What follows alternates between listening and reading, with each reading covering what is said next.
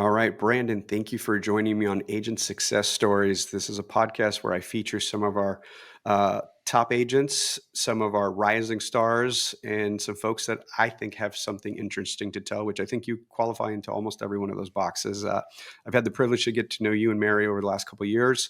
And in 2025, you were the story I probably told most from stages, and I know I got back to you. So we'll unpack that one as well, because you became my go-to story of the year, which is how I frame everything, right? Like one of the things I'm proud of is I'm one of you guys. I'm an agent. I very much think like you guys. So I focus on things you guys give me feedback. And to your credit, when there was a time where you felt some stuff was missing, you actually reached out and we got on the phone and we were able to jump on that. So, but before we get into any of those cool stories that we have together, I like to set context for everybody. As you guys know, it's my favorite word. I'm wearing a hat I had ordered with that word on it because I'm always thinking about it. So rewind us to wherever part of your journey you want to tell us about how you and Mary got into real estate, and we'll kick it off from there. Yeah, I told this story yesterday. I was on a panel, and it's funny you mentioned that you keep sharing one of my stories because somebody came up to me yesterday from Trek and was like, "Hey, literally just heard about you a month ago." I was like this just continues, and I'm humbled by it. But it's a testament to what we have gone through. So Mary and I used to wholesale, and used to drive for dollars, and I was doing that, but I wasn't really making any money. But I was getting paid a salary by another wholesaler. It's kind of this crazy thing, like. I was like, investment real estate. And then I decided that I was going to get licensed. Mary and I had worked at a photography company, and I was doing marketing and all that. And I was like, I hate realtors. I was like, I never want to be a realtor. Like, they suck. And then I end up getting licensed with Mary around the same time, right before the state shut down due to the pandemic. And that was, and tell a lot of people this story, and they go, well, Brandon, like, you're a COVID baby. Like, you have no idea about market shifts or anything like that. And I said, yeah, you're probably right, but I also worked harder than most people because I didn't know what I was doing and I had to figure it out really fast because if not, I was going to go broke. And the pandemic happened, and Mary and we were on different teams, and we were like, hey, well, she's writing my contracts. I'm, doing open houses and all these other things. I was like, why are we not just doing this together?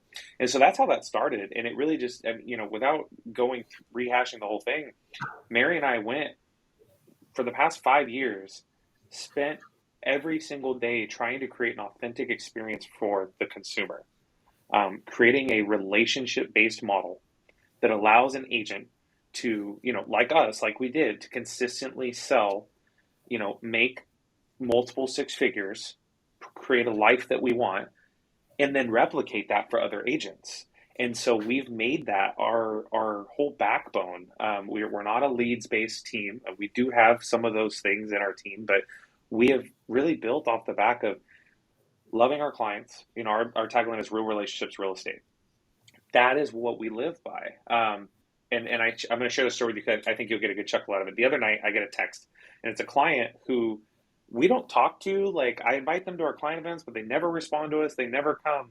And he goes, hey, I'm sending you my brother-in-law. He is, you took such good care of us. He needs you. And I was like, dude, I've never talked to this guy but twice since they closed. And this was years ago. And I said, man, I'm so humbled by that. And it was kind of a God wink to me because I was like, oh, I thought this guy sucked, but actually he was great. Now he's sending me referrals. But it was really. So I'm going to interrupt you Yeah. because I had Dermot Buffini on with me yesterday when I was leading the team leader mastermind monthly. And he pulled up a slide and I said, send it to me because I'm going to beat everyone over the head with it. And it was like 9% of, and this is like NAR statistics, like something sub 9% was referrals, like success referrals, like Zillow, Realtor, blah, blah, blah. And it broke it down. 66% of transactions closed in 2024 were repeat referrals, repeat Yep. customers and referrals from customers. Like, and again, like that's a non-emotional statistic, right? It's like, if you look at out of the 4 million transactions, they surveyed X percentage to get a sample size. It's like 66% of the people said, I called Brandon because he helped me sell a house, or I sent my brother-in-law to Brandon because he did such a good job for me, right? Like, holy shit. It's crazy if you think about it, Leo. Like, and this is, but on the same side, we have such a gap in that. We have such a gap in the people that actually follow up post transaction. Like, Oh, 100%. that's all Mary does. Like, that's her job is, and among other things, she's a director of operations for our team, but like her main job is to go and cultivate the relationships so that when, you mentioned a seller from like 2 years ago, by the way, was an EXP agent referral, which is 40% of our business is agent to agent referrals at EXP. Um, when we talk about the things that continue to grow at the company, I didn't realize how big those numbers were. We have 67 referral partners that we've done business with in the past 5 years. And that's turned into more referrals, right? So when you think about it, if that's your lifeblood, and I tell my team all the time, I'm like, why are we reinventing the wheel? Why are we changing anything? Because we know that relationships are at the core of what we do. Why are we doing anything other than cultivating relationships? And this is a team leader recruiting standpoint, recruiting to your brokerage or whatever. You have to just plant seeds in people and get micro commitments until they say yes. I love that so much. And now you put it in my head. I'm gonna go find out how many internal referrals we pass back and Oh, forth. dude, I'm I know the telling number you. is staggering, but the fact I can't like I can't.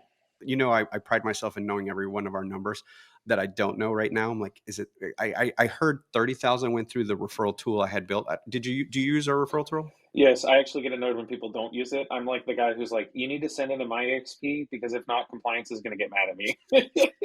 Which, by the way, that was built in a Skunks Works, which you guys know that I like lead a bunch of them, over a weekend on Ruby on Rails, and it turned out to be like one of the most highly adopted products. Right? It used to take about 30 minutes. You had to look up brokers and everything else, and we got it down to 30 seconds. But that to me comes from a mentality of always being in beta. Right? Like, hey, I'm going to try a whole bunch of stuff, and then I'm going to give it to you guys, and you guys aren't shy to tell me if it sucks or it doesn't. Well, and we got to break it too. I think that's the thing is a lot of other companies will be like, all right, we've been spending years building this thing for you. We're so excited about it, and then get mad when you give them feedback. And this is a technology problem in general. There's a reason why beta testers exist. There's a reason why QA exists in the tech world, and in even I'm a nerd. Video games, board games, like people test these things out to make sure they work. I want to give you a really cool stat. So our direct sponsors are the Franklin team, and they're top Mhm. three at EXP, something like that, consistently every year. When we 1,000 transactions a year. Yeah, it's crazy. When we got to EXP, we knew that we had to do something different. We were at 40,000 agents at the time. We had to do something different. And I was like, referral network, we hounded those groups. We beat the Franklin team every single time almost to all of these leads, all of these referrals. And what ended up happening was they would not, Carrie will tell you, Carrie's president of the team, she'll tell you, we stopped commenting. We just stopped trying because you guys were on it. I'd be calling agents and, as soon as I see it, I'm calling them, getting them on the phone. And it became such a big part of our business. And I tell people, like agents that join my team, like, guys, I was like, if I see something come through in Slack now, because we use Slack, it used to be Workplace, I'm gonna hound it. And I was like, you guys should be too, because this is the lowest hanging fruit for the most part. Like I would say that 75 to 80% of the leads that come through as a referral end up closing. That's the Right. secret. Extremely high referral rate. Yeah, and All it's right. it's not even like it's good listings, good buyers too. Yeah, 'cause it's someone who's fully down the funnel, who's already trusted their advisor, and when they say, "Hey, I'm going to another town," it's an eventuality. It's like, who are you going to put me in touch with? Yep.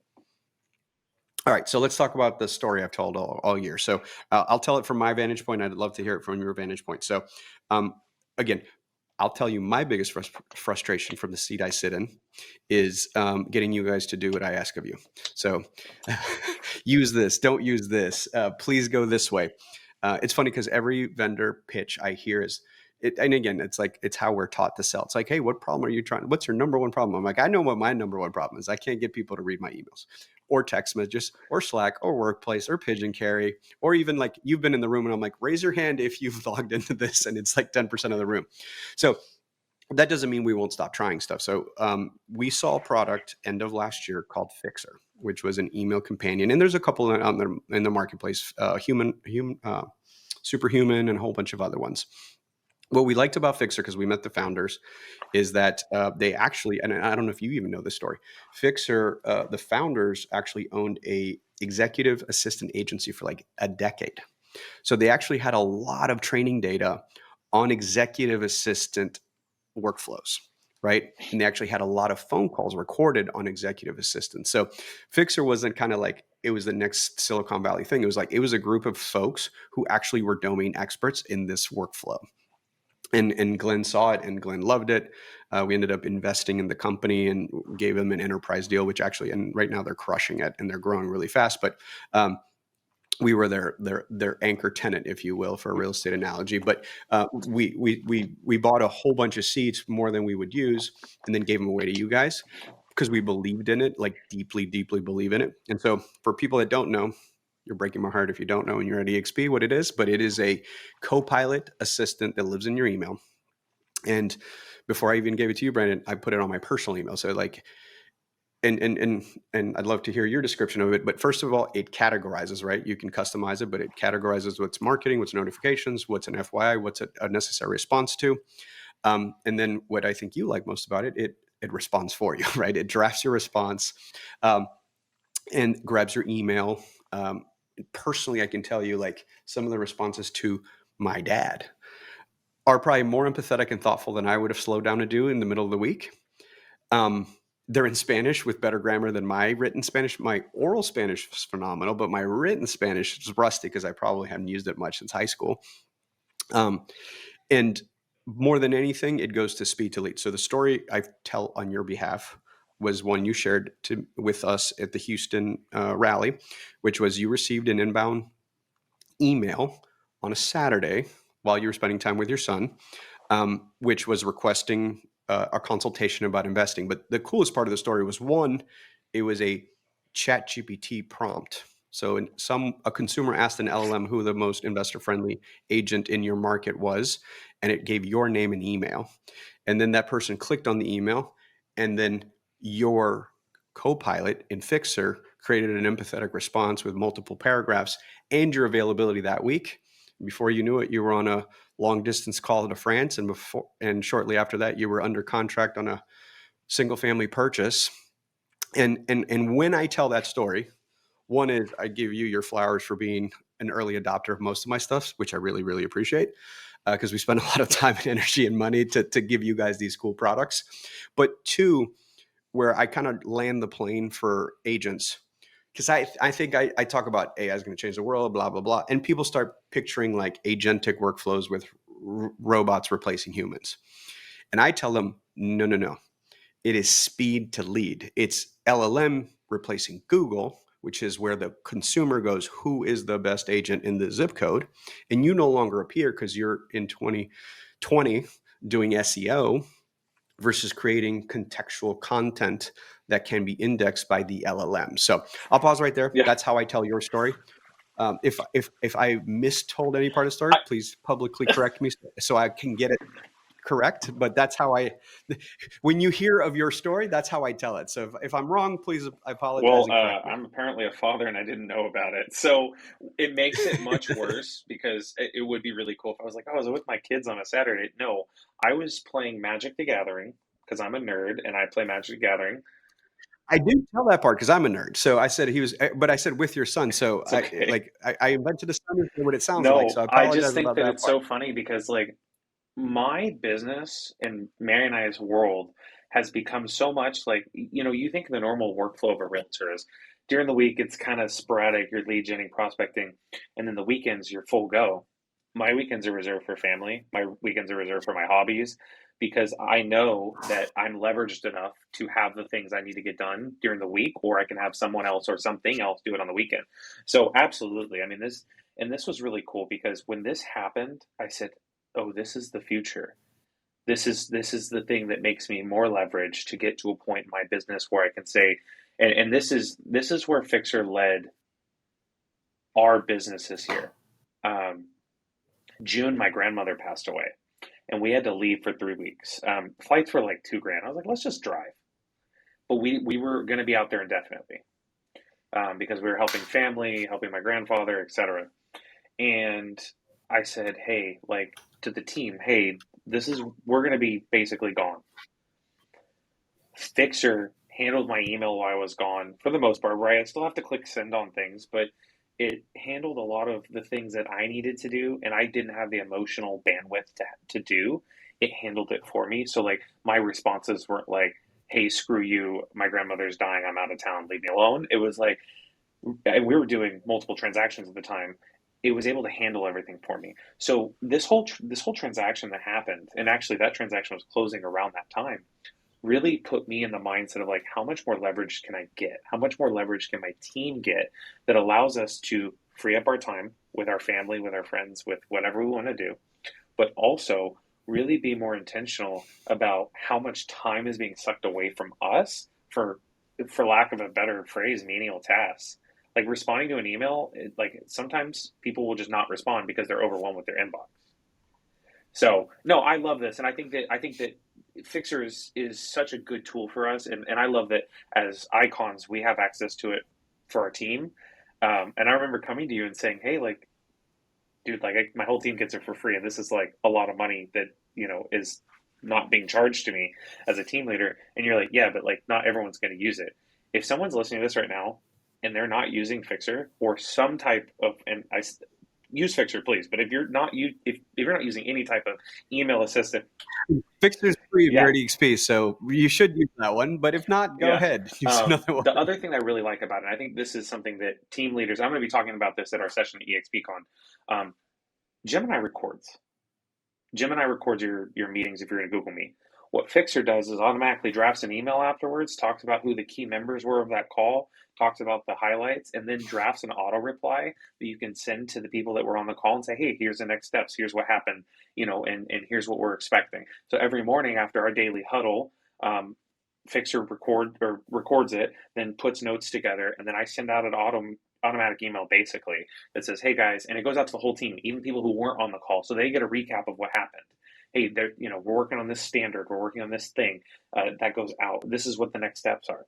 So Fixer is not just a email assistant, but it's also, I mean, it is, but it also goes into how can I apply it into my meetings and things like that. And Gemini does that, but Gemini doesn't do it like Fixer does. Yeah. So talk to me a little bit for the folks listening who probably haven't adopted this. Like, how has this stuff changed your world or added to your workflow? Productivity is through the roof, and this is also like this is a combined AI effort, and the things that EXP has done to give us those tools. Like we use Lofty. Lofty is one of the CRMs provided by EXP. We've been using Lofty for about a year and a half. Having automation built in through these systems has given us more productivity. As a team leader, I had one the other day. I was recruiting someone. They wanted to get leads off my listing. And I don't even have time to type this out. So Fixer typed something out that was basically like, hey, like we have a full team, we're good to go. But if you're ever considering a change, feel free to, shoot me an email, get on my calendar. The productivity that I'm able to get done because I have more time, because those are being done for me, it just makes me a better leader because I can go do the things I'm focusing on. The dollar per hour activities, and I remember the MREA, it was like, okay, once you've hit a certain point, you got to go hire an assistant. I don't have to spend 40 grand a year. Well, also, mind you, we're leveraged with VAs. So like between VAs and AI, like I don't have to go spend 40 grand a year on an assistant. I can do these things in other aspects. So tell us how the next couple of years work for you. And by the way, what did you do? Because I think this is probably the number one question that I'm getting right now when I tell your story. How did you get ChatGPT, or what steps did you consciously do when that prompt? Because again, the way I tell it is the prompt was, "Who is the most investor friendly agent in Houston?" Correct me if that's not the prompt the consumer put in, but that's what I remember of the story. Yeah, and that's what they put in, and I think it's really and I've been fascinated. We went all in on AI at the beginning of the year. I've been fascinated with answer engine optimization. I said, hey, like I want to be the the forefront of this. Now, what I think is really interesting about this is that it's not like you're feeding it information and it's just going to spew this out, and you may be the worst agent in Houston and it's sending that information. It's aggregating data, and that's what a lot of people don't understand. Like this isn't like a full autonomous thing that's just like spewing facts that don't exist. This is pulling aggregate data from across the internet and across all these sources.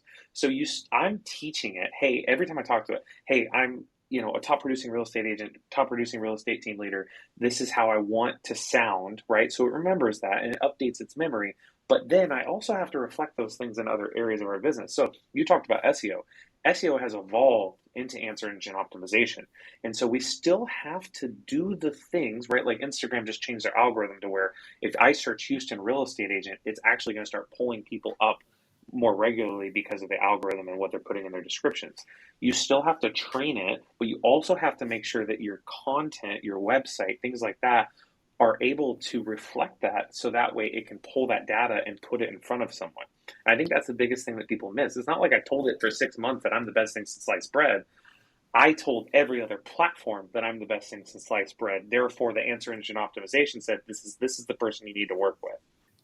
How have you operationalized that level of referrals? Because I think that's probably the biggest miss that most agents have not. And I'm talking about the agent to agent referrals. Like that is such an amazing part of the business that is it and again, I after 10 years in tech, I think a lot in tech terms of CAC, consumer acquisition cost, right? That is the single largest expense, which by the way, like for people paying for SEO and upfront leads and PPC, like there is a huge outlay out front to your cash flow versus what you're doing, which is performance based with a super high conversion ratio.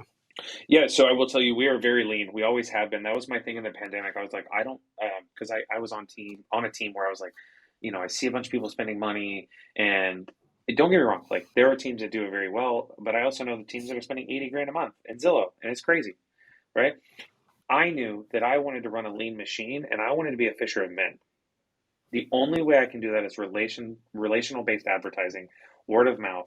And so I saw an opportunity in the EXP referrals to really build and it was like this, I was at Keller Williams before. Like I went to family reunion, there was 20,000 agents there and I'd get some referral partners.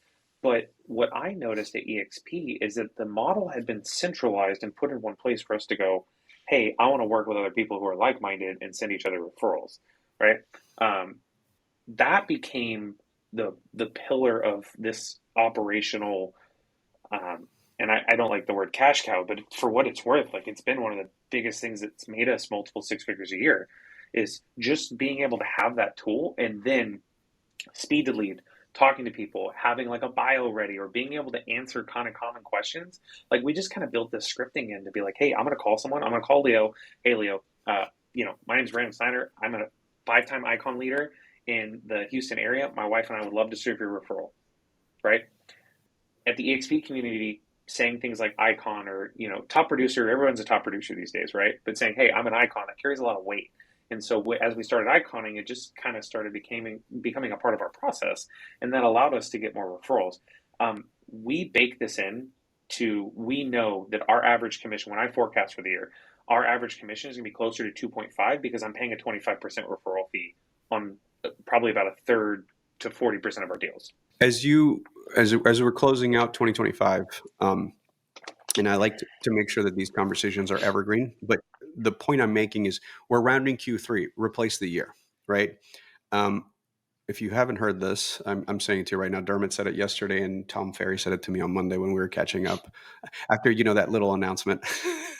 um, he said, anytime I have Shep Black or Ferry on the phone, I'm like, hey, what should I be talking about right now, right? Because by the way, I don't think I know everything for you guys, so I'm always trying to get as much input as possible.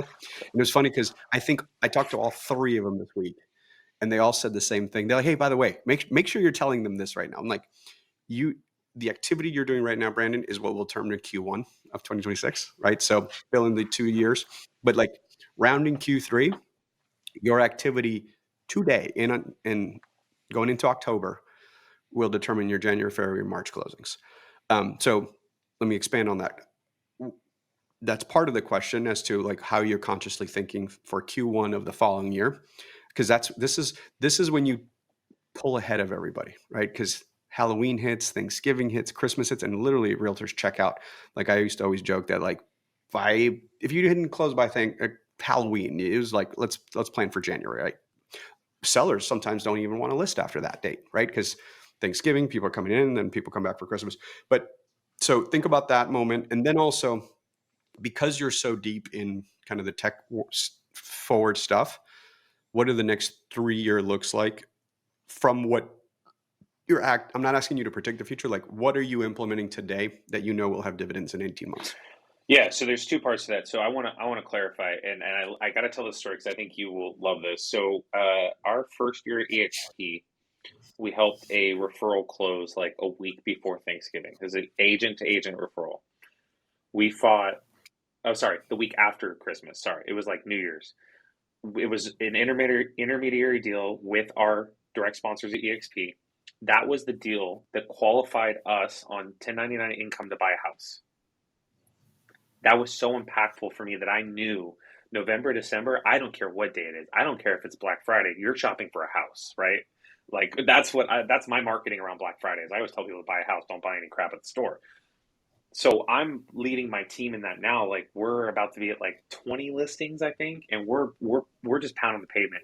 And Ricky Group's been really good about this. He's like, "Why are you guys like not taking listings? Stop being scared to take listings. Yeah, they may sit a little bit longer, but like, what's the alternative, right?" Oh yeah, no, I'm on the same rant with Ricky. So that's where my mindset is at going into Q4 is like, we're going to keep taking listings. Hey, you want to take a week off, not allow showings for the week of Christmas? Cool. I'm with that. Whatever. Somebody absolutely has to see it. Cool. We'll figure it out. But let's get things on the market. Let's get things sold. Um, the second part, and I don't do crystal ball theory, but I will tell you that the power of AI is doubling every 3.5 months, right? We know that things are going to continue to change.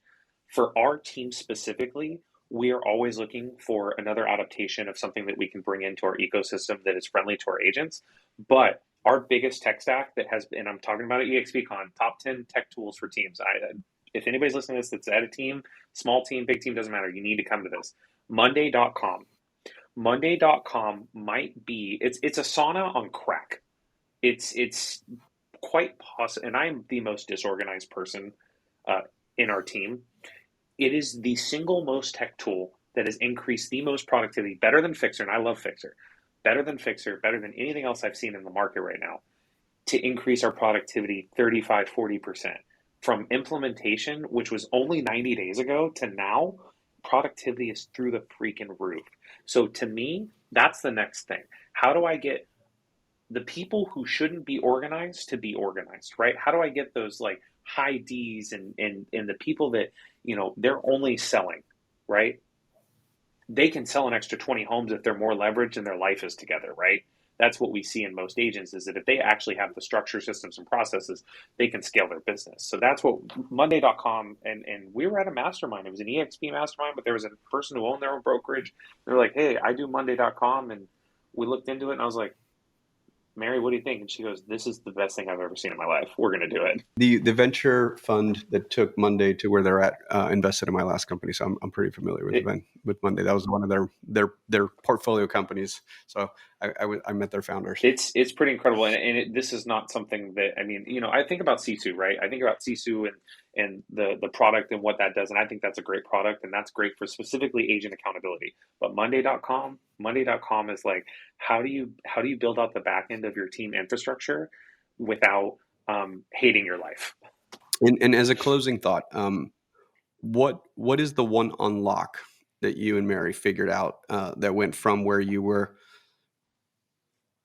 struggling or had a ceiling that you broke through? Because I've watched you do it over the last couple of years, and in my experience, most of those unlocks are mental, right? It wasn't like, oh yeah, I was missing a tool. That's not what it was.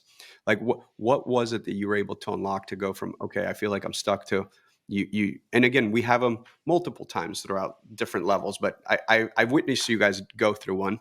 Um, but only you can really kind of unpack what happened there internally. I there's two things here. There's two people that I will equate to directly affecting our mental change and shift to go where we're going. Dustin Runyon, APX out of Lake Havasu. There was a day where he said, "Hey, this is my daily schedule, and this is what I do." And I said, "Oh, I like that, but that's like we don't have an office, all these other things." I plugged it in ChatGPT, said, "Make this for me." And ever since then, my mindset, I'm in the daily huddle. We're doing script practice. We have an hour of power. I'm recruiting to the team because people are seeing the vision, seeing the culture. Recruiting has become a big part of what we do. And I used to hate it. I used to be like, man, I don't want to hire people. Like, this is crazy. I'll just sell, my deals a year and then be good with that. The second part of what Dustin said, and he talks about it regularly, is alignment.